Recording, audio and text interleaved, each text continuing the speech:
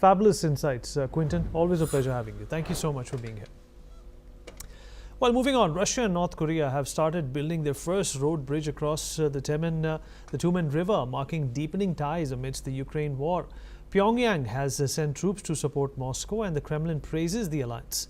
The bridge, meant to boost trade and tourism, symbolizes strengthening relations between the heavily sanctioned nations, already linked by an old Soviet-era rail bridge. Meanwhile, Russia announced the capture of No village in Donetsk, escalating its offensive despite U.S. ceasefire efforts.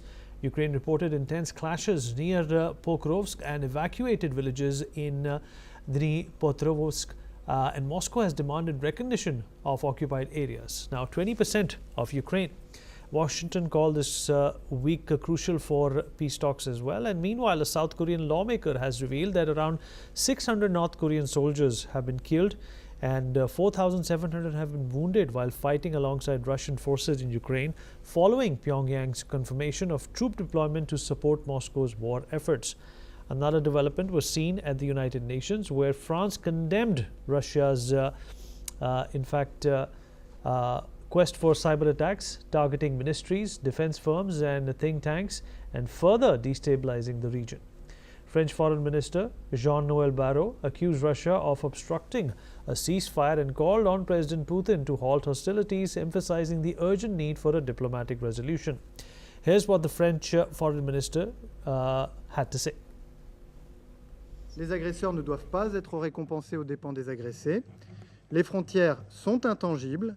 Les États, quels qu'ils soient, sont souverains.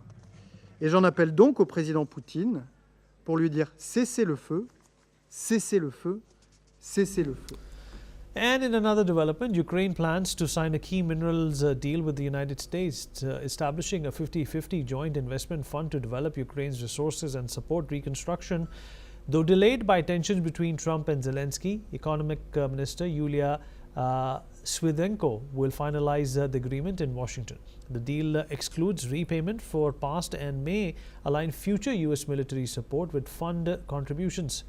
At the same time, U.S. Representative John Kelly called on both Russia and Ukraine to pursue a durable peace.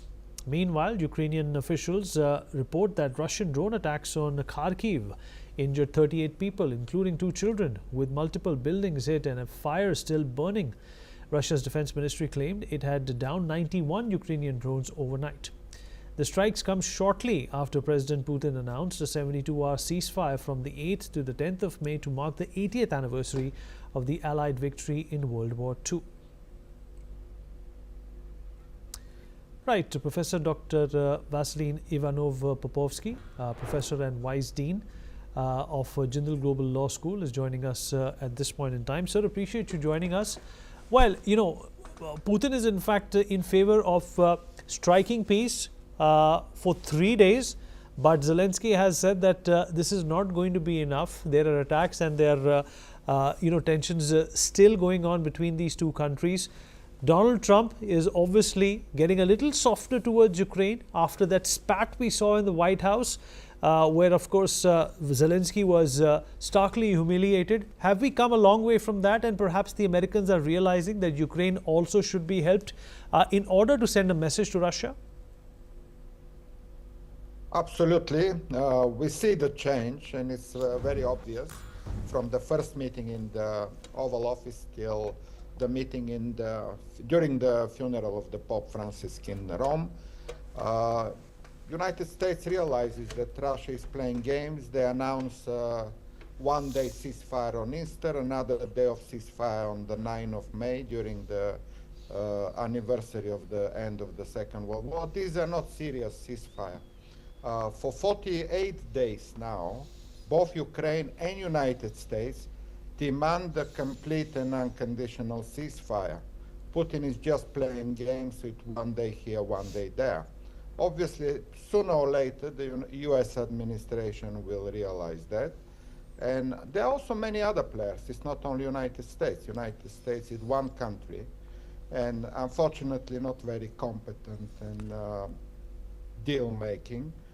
For the 100th day of Donald Trump, very little has been achieved, just talks here and talks there, warming up there and criticizing there, but nothing serious. So the ceasefire is first and foremost important, and during the ceasefire there should be a serious negotiations about all other issues, territorial issues, sanctions, reparations. As you mentioned, they continue to kill civilians and children in Ukraine, and obviously the issue of war crimes tribunal will also be part of that. And Dr. Papovski, there's also this, highlight of North Korea and Russia getting closer in this war, and that is obviously not a suitable proposition for the Americans. That started out on a very, very positive note with Donald Trump extending this olive branch to Vladimir Putin. Do you think all that macho talk has died down? There will be talks. The talks will continue. The results are important, and we don't see results. We see a lot of talks, but not results. On North Korea, I will simply say that the fact that Russia needs North Korean soldiers tell us only one thing. They lost 1 million soldiers already for the 3 years and 3 months, and they are short of recruiting. So Russia is desperate to get any soldiers. That's why they go to North Korea and buy soldiers from there. They cannot recruit any more Russians to fight the war. So Putin is desperate. Even if he can take a village here and village there, they have not achieved anything on the battlefield either. For 9 months, they cannot take a single small town of Pokrovsk. What does it tell us? So we should stop talking about any Russian advantage on the battlefield. There is no such. It's very much a stalemate without much of a movement. Russia is not winning the war. Russia cannot recruit soldiers anymore. It has only North Korea as a supporter, where Ukraine has over 100 countries supporting it. So longer term, I think there is no good news for Putin anymore. The last good news for Putin was Trump's elections in November. And after that, there will be no more good news for Putin. Dr. Papovski, what do you think is going to happen next? Do you think that Vladimir Putin and his humongous ego will buckle in front of the pressure that the European Union and now perhaps even the Americans are trying to put towards Russia? Not immediately, but at some point, definitely yes. There is no escape for Vladimir Putin. Absolutely not. As I said, Trump was his last hope, and even Donald Trump realizes who is Vladimir Putin: a dictator, a mass murderer, a war criminal, an aggressor, and he will end as all other aggressors, Adolf Hitler, Saddam Hussein, and all of the rest. And the same, there is one direction. There is no escape for Vladimir Putin. Sir, appreciate you joining us and sharing your thoughts. Thank you so much.